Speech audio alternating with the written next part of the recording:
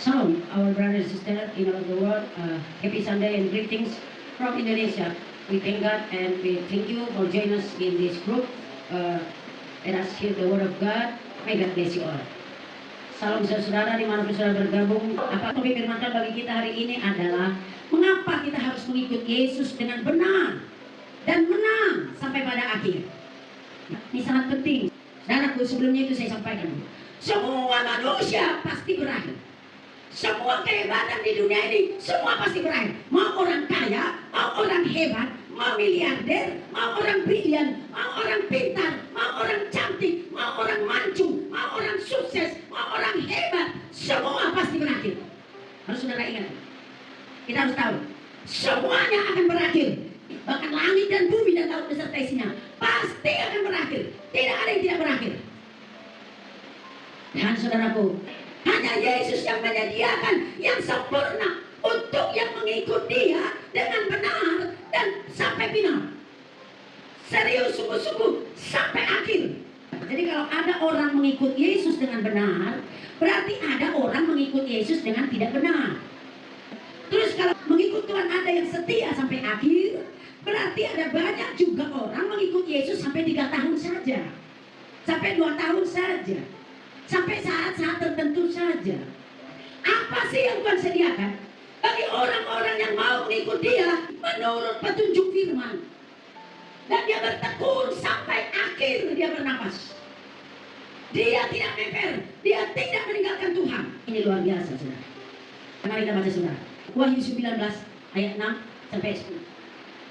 Lalu aku mendengar seperti suara himpunan besar orang banyak, seperti desau air bah, dan seperti deru guru yang hebat, katanya, Haleluya, karena Tuhan Allah kita yang Maha Kuasa telah menjadi Raja. Marilah kita bersukacita dan bersorak-sorai dan muliakan Dia, karena hari perkawinan anak domba telah tiba, dan pengantinnya telah siap sedia, dan kepadanya dikaruniakan supaya memakai kain lenan halus yang berkilau-kilau dan yang putih bersih. Lenan halus itu adalah perbuatan-perbuatan yang benar dari orang-orang kudus. Lalu Ia berkata kepadaku, tuliskanlah, berbahagialah mereka yang diundang ke perjamuan kawin anak domba. Katanya lagi kepadaku, perkataan ini adalah benar, perkataan-perkataan dari Allah. Tuhan akan bawa saudaraku masuk pesta perkawinan anak domba Allah. Amin. Di sana akan diberikan sukacita. Tuhan akan balaskan semua pengikutan saudara kepada Dia.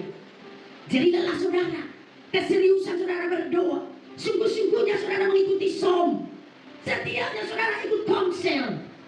Ketika saudara setia berkunjung dan beribadah kepada Dia, saudara akan menerima semua balasannya dari Tuhan. Amin. Tuhan janji ini yang tersedia di surga. Nah saudara, at the end Tuhan sudah menyediakan yang tidak pernah kita bisa pikirkan. Ini luar biasa. Ya, kita semua sama-sama baca. Wahyu 21 ayat 1 sampai 4. Lalu aku melihat langit yang baru dan bumi yang baru, sebab langit yang pertama dan bumi yang pertama telah berlalu, dan laut pun tidak ada lagi. Dan aku melihat kota yang kudus, Yerusalem yang baru, turun dari surga, dari Allah, yang berhias bagaikan pengantin perempuan yang berdandan untuk suaminya. Lalu aku mendengar suara yang nyaring dari tahta yang berkata, Lihatlah, kemah Allah ada di tengah-tengah manusia, dan Ia akan diam bersama-sama dengan mereka. Mereka akan menjadi umatnya, dan Ia akan menjadi Allah mereka. Dan Ia akan menghapus segala air mata dari mata mereka, dan maut tidak akan ada lagi. Tidak akan ada lagi perkabungan, atau ratap tangis, atau duka cita, sebab segala sesuatu yang lama itu telah berlalu.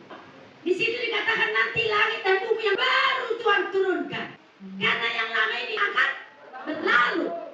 2 Petrus pasal 3 ayat 10. Tetapi hari Tuhan akan tiba seperti pencuri. Pada hari itu langit akan lenyap, dan gemuruh yang dahsyat dan unsur-unsur dunia akan hangus dalam nyala api, dan bumi dan segala yang ada di atasnya akan hilang lenyap. 11-12.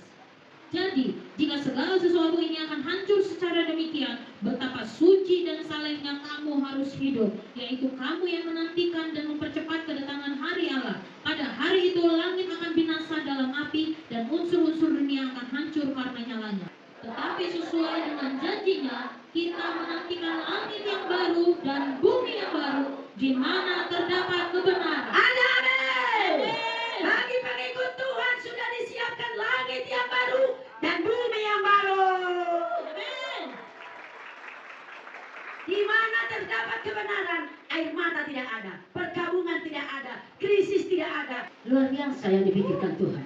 Ya, amin.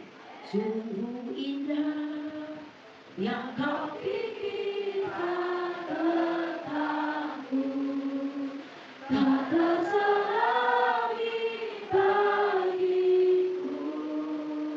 Sungguh indah. Yes, amin. Amin. Semua sudah berlalu, sakit bersalin, nggak ada uang untuk beli susuana, nggak ada lagi itu, nggak harus lembur lagi, nggak. Semua yang susah berlalu. Karena apa? Dunia ini akan diubah kembali. Kota dari surga akan turun. Dan saudara lebih hebatnya lagi, tidak perlu matahari katanya. Karena Tuhan lebih terang dari matahari. Jadi itu hanya Yesus yang bisa berikan. Nggak ada yang lain yang bisa berikan itu. Hanya Yesus. Hanya siapa? Hanya siapa? Katakan dulu Pak kali. Hanya siapa yang bisa berikan itu? Yesus, hanya Yesus, hanya Yesus, hanya Yesus. Amin. Amin. Karena saudaraku, tidak ada pilihan lain. Kalau kita gagal ke situ, berarti kita sukses ke lautan api dan belerang. Mari kita baca sebentar. Wahyu 21 ayat 8. Tetapi orang-orang penakut, orang-orang yang tidak percaya, orang-orang keji, orang-orang pembunuh, orang-orang sundal, tukang-tukang sihir, penyembah-penyembah berhala, dan semua pendusta, mereka akan mendapat bagian mereka di dalam lautan yang menyala-nyala oleh api dan belerang. Inilah kematian yang kedua. Apa dikatakan? Mereka akan dilemparkan ke dalam lautan api dan belerang. Dan di sanalah mereka kekal sampai selama-lamanya. Tolong pemimpin kau bisa ingatkan kembali semua anggota. Sebab apa? Hanya Yesus Alfa dan Omega. Baca. Ayat 6. Firman-Nya lagi kepadaku, semuanya yang telah terjadi. Aku adalah Alfa dan Omega, yang awal dan yang akhir. Orang yang haus akan kuberi minum dengan cuma-cuma dari mata air kehidupan. Yes. Akulah Alfa dan Omega. Masih mau pemenang atau sudah tak mau lagi? Nah tadi Tuhan bilang, yang sampai di sini hanya yang menang. Sama-sama. Kalau mau menang, saya wajib baca kitab tiap hari. Satu ya. Kalau mau menang, saya wajib baca kitab setiap hari. Dan yang kedua apa? Wajib bersekutu dengan Tuhan tiap hari. Ada amin saudara? Amin. Untuk apa baca kitab? Supaya saudara tahu jalan-jalan yang harus saudara ikuti. Ya. Kalau tadinya jalankan hobi aja tiap hari, jalankan kesenangan, jalankan dosa, jalankan daging, karena hanya firman. Perhatikan dulu, perhatikan. Kita lakukan satu ayat, maju langkah kita. Amin. Makin dekat. Di sana tadi apa yang menanti? Sorga dan pesta perkawinan. Gagal tadi apa yang menanti?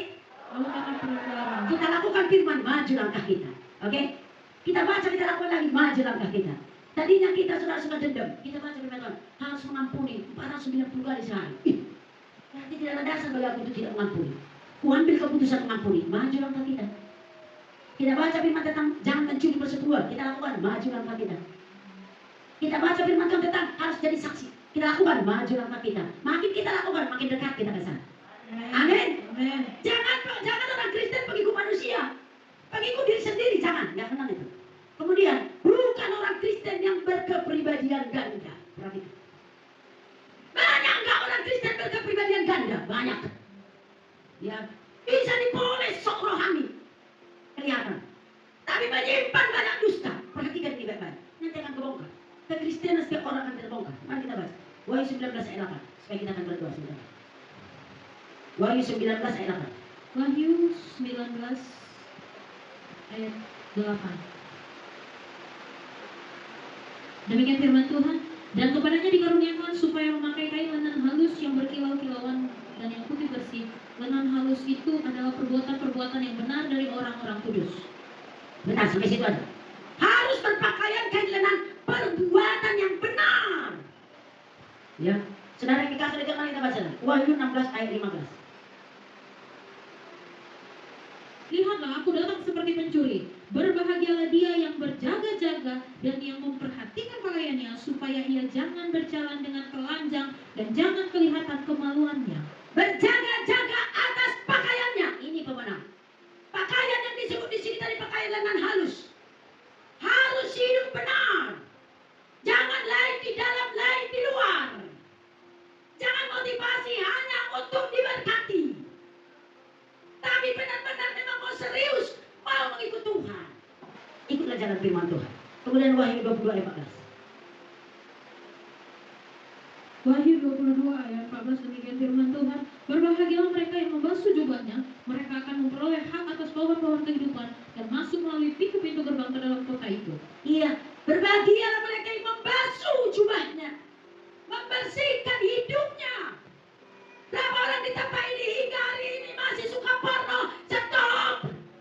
Siapa tahu besok lusa di luar dugaanmu hidupmu berakhir. Bertobat! Jangan tetap bertahan dengan kepribadian ganda.